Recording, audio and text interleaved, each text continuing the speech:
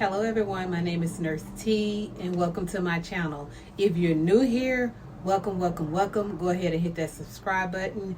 If you're a returning subscriber, welcome back to the family.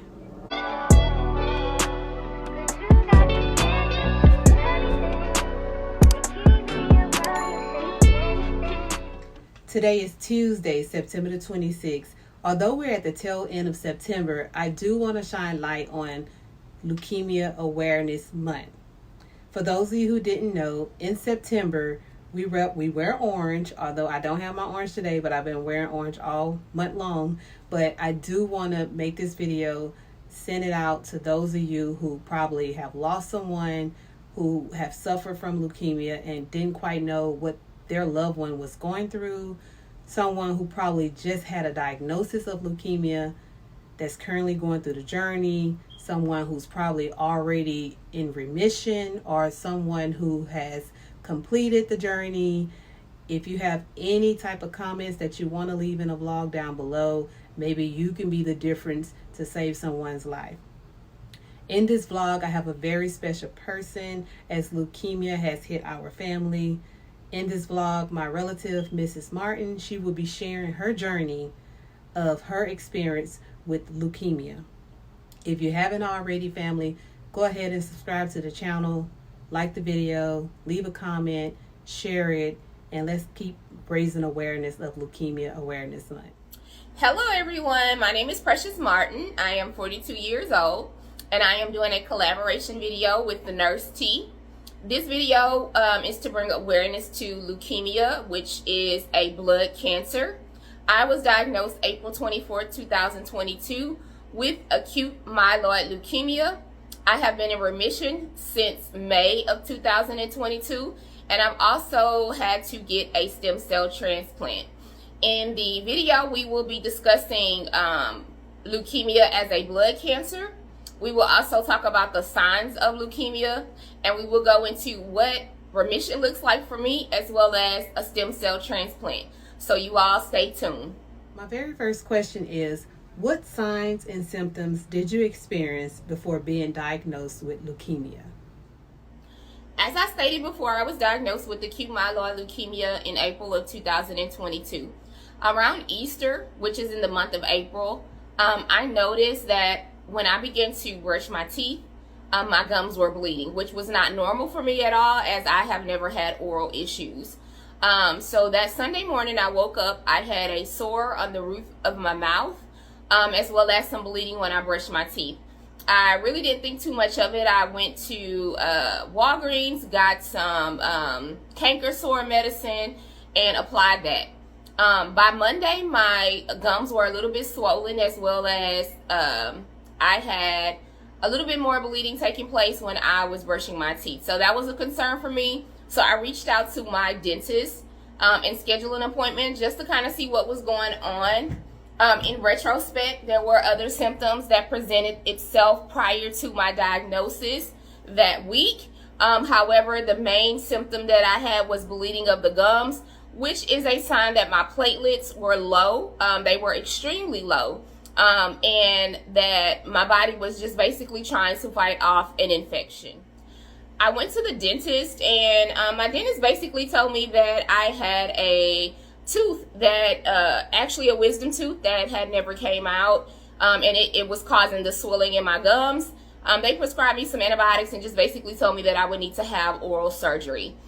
This was on a Tuesday. By Friday, my mouth had gotten worse. My gums were completely swollen, inflamed, painful. Again, I was still having the bleeding of the gums, and it just felt like something was not right. So by Sunday, which was a week away from when I initially started to notice the bleeding of the gums, I told my husband I need to go to the hospital just to kind of get a better, diagnosis, or to see if anything else could be going on that I was not understanding or that we were missing. So I proceeded to go to the hospital on a Sunday, which was, again, a week away from when I initially noticed the symptoms of the bleeding of the gums. Upon getting to the hospital, I told the doctor what was going on. She ran blood work. She did some tests and things like that. It was taking a while for them to come back, but again, I still didn't think anything major was going on. I didn't feel bad. I didn't have a fever or anything like that. I just knew that my gums in my mouth were not supposed to be so swollen, and I should not have the pain that I was having.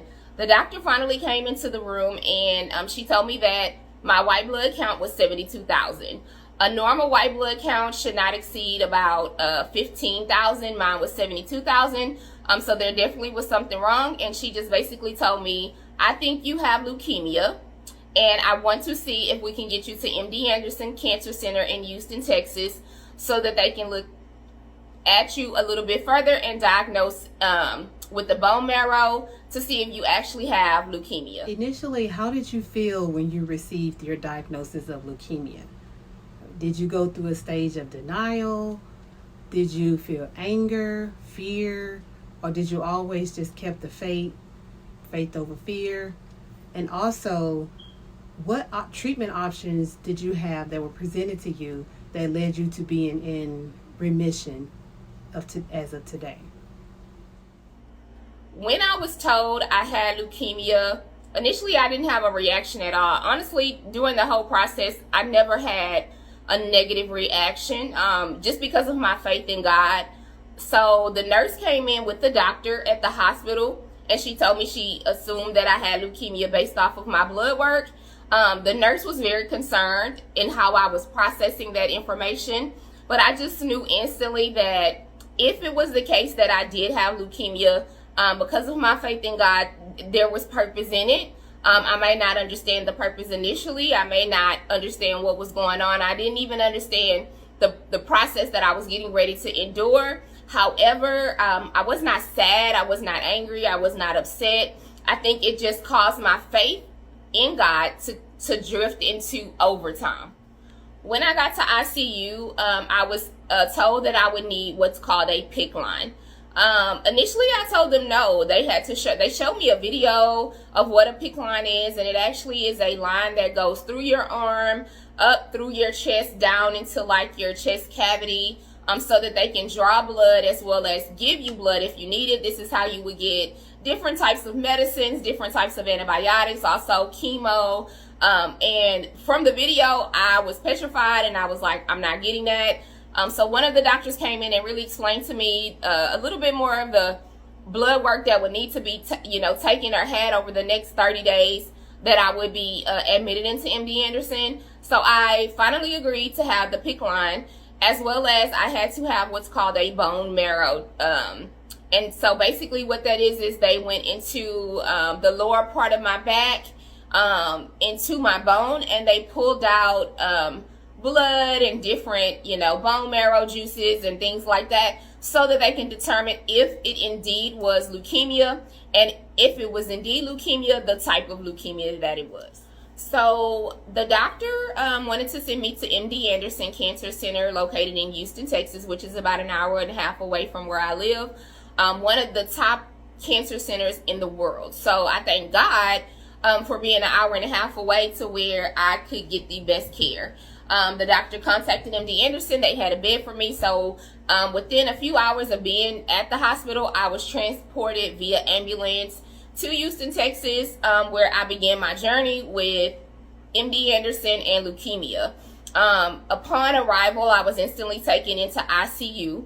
I guess at that point, I didn't realize how bad off I was, because all I had was inflammation that I saw, and the swelling in my the swelling in my gums. But per my numbers and my blood work, everything that was going on internally, it was definitely something that warranted an ICU visit.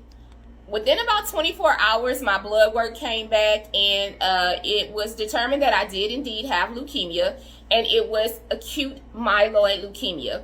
Acute meaning it comes on suddenly, it happens. And the research in leukemia with the Leukemia and Lymphoma Society is just that. They don't know what triggers it. They don't know where it comes from. It is a blood cancer, meaning it affects the blood in your body. So it's not like most cancers where it attaches to an organ or a vital organ. This is solely based off of the blood flow in your body.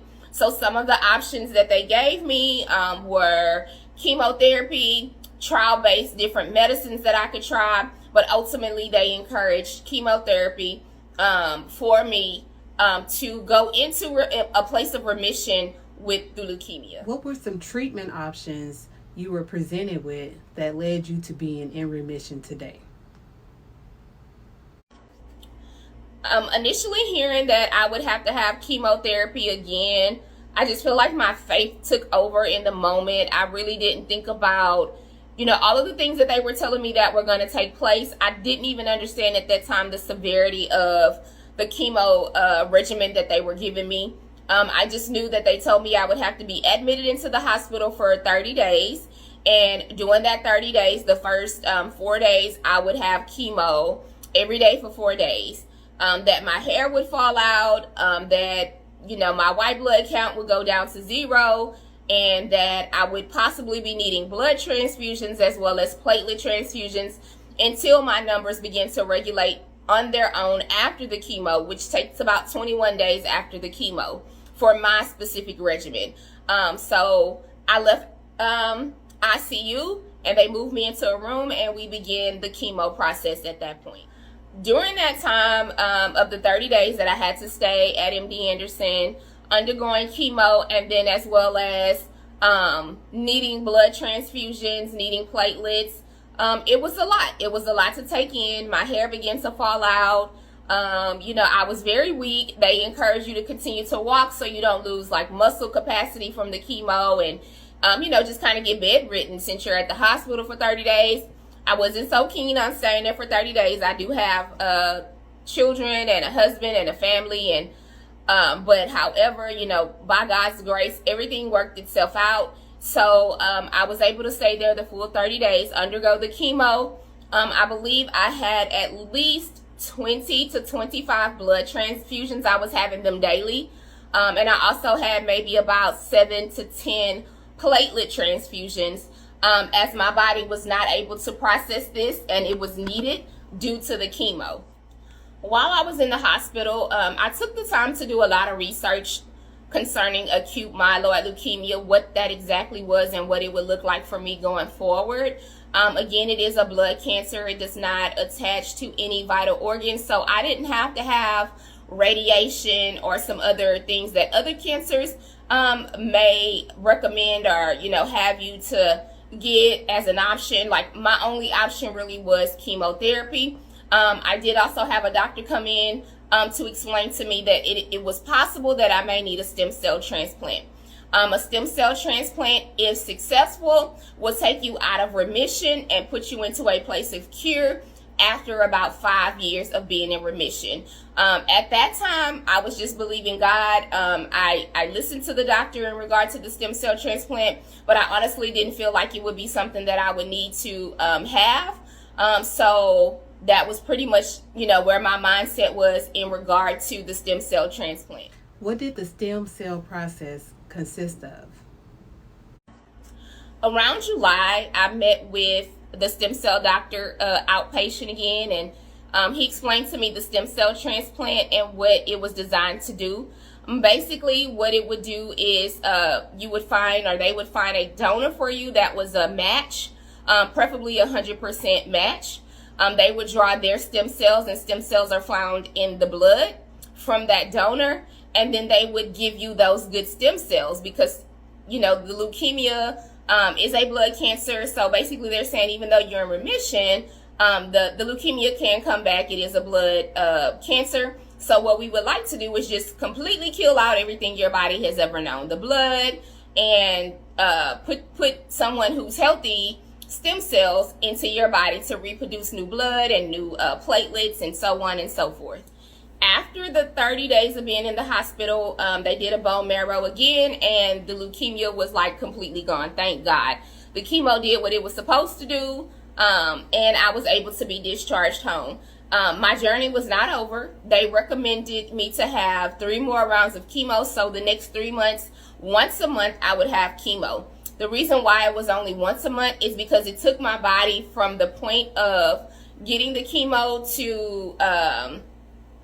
for my blood and everything to regulate again. It took about 21 days. So the whole process from chemo to back feeling normal again took about 30 days. So chemo would take place, my white blood count would drop to 0, my platelets would drop, I would need blood transfusions, I would need platelets, and then slowly within 21 days my body would actually build all of that back up, and I would be again back in a better place. So I had 3 rounds of chemo outside of being in the hospital, and then I had 4 rounds total with the one that we had in the hospital.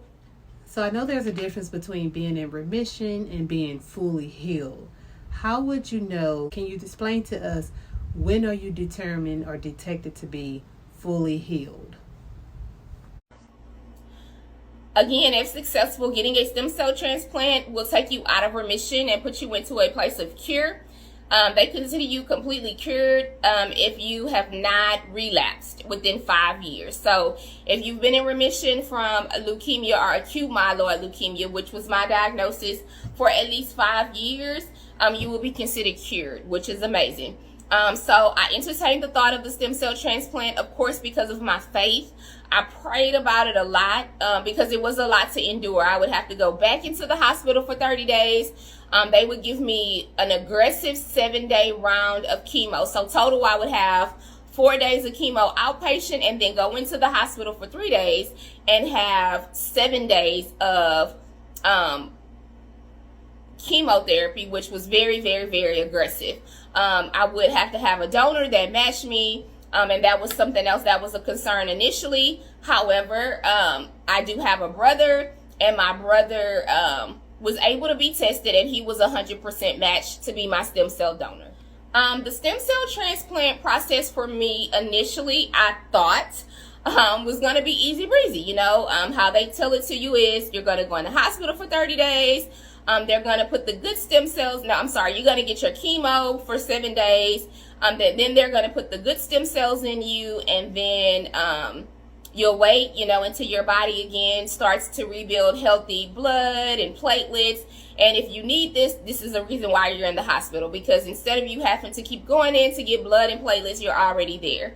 Again, my brother was 100% matched, so he came from Tennessee to be my donor. They withdrew his good stem cells out of his blood, stored them for me. I still have stem cells stored that'll be stored for 5 years if I need them. And he went back to Tennessee. So I'm very, very grateful for my brother coming to donate his stem cells, as well as being 100% matched for that process to take place. Once I received my stem cell transplant and I got released from the hospital, per MD Anderson's requirements for a stem cell transplant, I had to actually stay in the Houston area for 3 months. Again, I live an hour and a half away, so there was provisions that had to be made in order for me to stay in the Houston area for 3 months, for them to continuously monitor me because I was immunocompromised. They had to make sure I wasn't developing any type of kidney issues, liver issues. I mean, it was so many things that could take place because basically the chemo that was given to me, it was so aggressive that it killed everything in my body, right? So what I mean by that is the chemo was so aggressive, I had to take a shower 3 times a day while obtaining the chemo to wash it because it seeps through your pores. So I had to wash my body so that my body would not burn on the outside of my skin from the chemo, which I still got burned. However, the process of the chemo was very, very aggressive. So they need to monitor you for 3 months, which is their requirement. So I stayed in the Houston area for 3 months. I stayed in the Houston area with family, actually my cousin Kay. I bless God for her. She had a spare room, you know, it came with a bathroom, and she really cared for me because it was a really, really, really hard 3 months. It got really, really hard. It got bad real quick. When I was initially released, I felt fine. But as I guess my body was trying to get acclimated to my brother's stem cells and produce new blood, new platelets, I just was sick. I was very, very sick. I developed vagovasal, which is me just passing out. I developed a bacteria called CMV. I actually got cellulitis under my arm, which is like a big boil in essence, which had to be cut and lanced and drained and packed every day. So there was a number of things that took place within my body from my brother's stem cells. However, it was just my body trying to get acclimated to something different and new. I was 40 at the time, so all my body knew was me. I'm sorry, I was 41. So all my body had ever known was, my blood type, my stem cells, my platelets, and to go from killing all of that and then putting somebody else's stem cells in you, it was a lot for my body to handle. Would you recommend a stem cell transplant to those who are currently going through their journey of finding out that they have leukemia? Would I recommend a stem cell transplant? Honestly, in retrospect, if I understood all of the severity of what could take place from a stem cell transplant, I would not have done it. I would have taken my chances on the chemo that I had and staying in remission, or I would have, taken the chemo, stayed in remission, and if I would have came out of remission within the next year, 2 or 3, then I would have visited the stem cell transplant.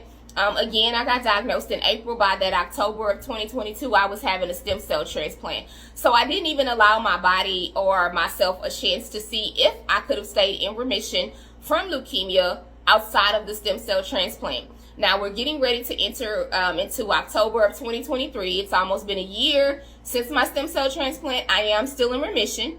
At a year, I will have another bone marrow another bone marrow where they will see if the leukemia is still, not present in my body.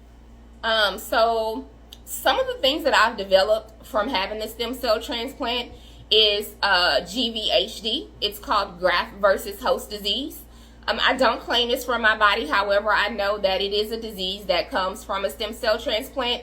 It's just basically, again, your body, and the foreign stem cells from the donor fighting each other, right? So they begin to fight, and what happens is your body is triggered. So for me, my GVHD was horrible in my mouth. I had sores in my mouth. I couldn't eat. I couldn't drink. It just got really, really bad. I developed GVHD in other parts of my body because, again, GVHD, it affects certain parts of your body. It can affect your liver, your lungs, your kidneys. It can affect your eyes. It can affect your private parts. It can affect your mouth, your muscles, your joints. So you can get all of those symptoms. You can get 1, you can get 2. And there's really no way of determining if you will, get GVHD from a stem cell transplant, or will you not get it. So that's a risk and a chance you take from getting the stem cell transplant as well. Since my stem cell transplant and then developing the GVHD, there are a few medicines that I am on, like antivirals, immunosuppressants, just so the GVHD is not attacking my body. And so the stem cell team that I have, they had to go in and figure out what medicines were going to work so that my body isn't attacking the stem cells are not attacking my body. So it's definitely been a process. It's not something that you just get the stem cells and you're better. That's definitely not it. I lost a total of 125 pounds from April of 2022 till about January of 2023. So drastic weight loss again, just different sores in your mouth, not being able to taste. I did not get my taste back until around March of 2023 from my stem cell in October of 2022. So it's a lot to take in with the stem cell transplant. However, it's highly encouraged because the odds of the leukemia coming back are very, very minimal and low. So my team at MD Anderson recommended a stem cell transplant for me because, again, they were just basically saying, even though I was in remission, there was a slight possibility due to the blast, which is what they found in the bone marrow, that I could come out of remission at any time. They didn't say, within a month or so. It could be years down the line. So they recommended the stem cell transplant as an alternative to just getting the leukemia completely out of my body, out of my system. Stem cell transplants are not recommended to everyone who has leukemia. Some people will not have to go through a stem cell transplant. They won't have to see what that process is or even what it looks like. Upon my research, a stem cell transplant, it actually is just not used for leukemia. It is used for a number of other diseases as well, such as like lupus and just different diseases that are out there. During my journey, the Leukemia and Lymphoma Society played an amazing part in just, helping me with different resources that I would need for the journey that I have been enduring since my diagnosis. The Leukemia and Lymphoma Society provides support for mental. They provide financial assistance. They provide resources locally, nationally. They also will provide you with prescription help. So a lot of these medicines are not covered with, your private insurances, which is what I had, or, those governmental insurances that some of us have. So it was very critical to have the Leukemia and Lymphoma Society be a part of my journey. They provided me with a $10,000 grant for my medicine. What that means is whatever my insurance company did not pay, the Leukemia and Lymphoma Society would take care of it up to $10,000. So that grant was definitely a blessing because, again, some of my medicines were every bit of $1,000 to $2,500 a month. So that was something that I did not have to worry about or stress about. So giving to the Leukemia and Lymphoma Society will definitely, provide assistance to those who have to travel back and forth to their chemo appointments, who have to lodge after a stem cell transplant. Last but not least, and very importantly, what would be your advice to anyone during Leukemia Awareness Month? Since my diagnosis with acute myeloid leukemia, I'm very, very public with just educating social media, friends, family of what leukemia actually is. Again, there's different types of leukemia. I actually just speak on acute myeloid leukemia as that was what I was diagnosed with. I'm also always educating and letting someone know about signs and symptoms. Again, in retrospect, looking back, about maybe 4 months prior to my diagnosis, I started having really, really heavy cycles to the point to where when my cycle would start, the blood would just flow. It would just literally, flow and gush down my legs. But that was a symptom as well. My platelets were low. They were not low enough to where I would, lose so much blood to where I would pass out. But my platelets were low, so that means that my blood was not clotting the way that it needed to, so it would just flow like water. I thank God in my case, I was conscious and aware of my body, and it's just not feeling right, not being right, and that I did go to the hospital. To me, leukemia awareness is very important because it was not something that I was privy to prior to my diagnosis, meaning I had heard of the word leukemia, but I honestly did not know what it meant. I didn't know that it was a blood cancer. I didn't know what caused it. I didn't know anything about leukemia, let alone acute myeloid leukemia. So I've educated myself over the past year to bring awareness to leukemia and the fact that it is a blood cancer and it can kill you. September is Leukemia Awareness Month. The ribbon color for leukemia is orange. So September is also my birthday month. So in the month of September, I typically do a lot of orange. Just blasting and promoting on social media about leukemia, acute myeloid leukemia, stem cell transplants, the symptoms, the effects of chemo, and all that being diagnosed would bring to you. So I typically ask my followers, my friends, my family to support leukemia awareness by wearing something in the month of September, the color orange to support. So as you can see, I have my leukemia shirt on. It says not all cancer is pink. I have on my orange little, cute little tights. So it is very important to me to bring awareness to everyone about leukemia, acute myeloid leukemia. Again, MD Anderson required me to stay in the Houston area for 3 months. Thank God for family, but for those who don't have family, they have to figure out living arrangements and possibly get an apartment or, an Airbnb and pay rent or, and still have expenses from home.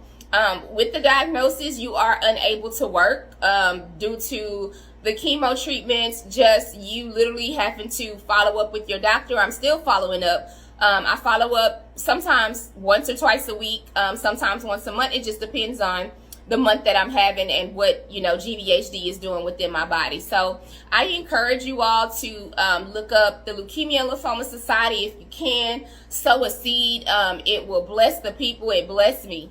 I just want to say thank you to Nurse T for inviting me on her YouTube platform to discuss the importance and make aware leukemia, acute myeloid leukemia, what that is, what that looks like.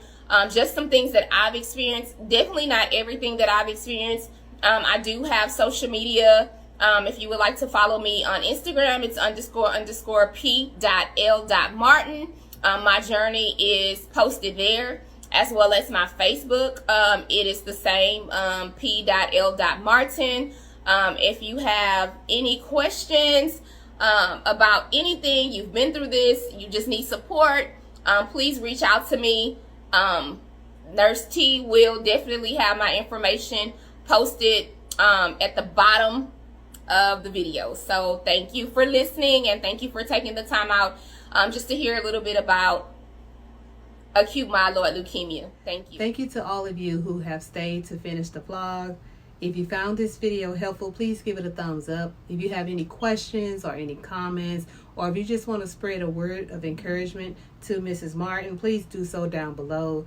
As always, if you haven't already, go ahead and hit that subscribe button and join the family, and I'll see you all on the next vlog.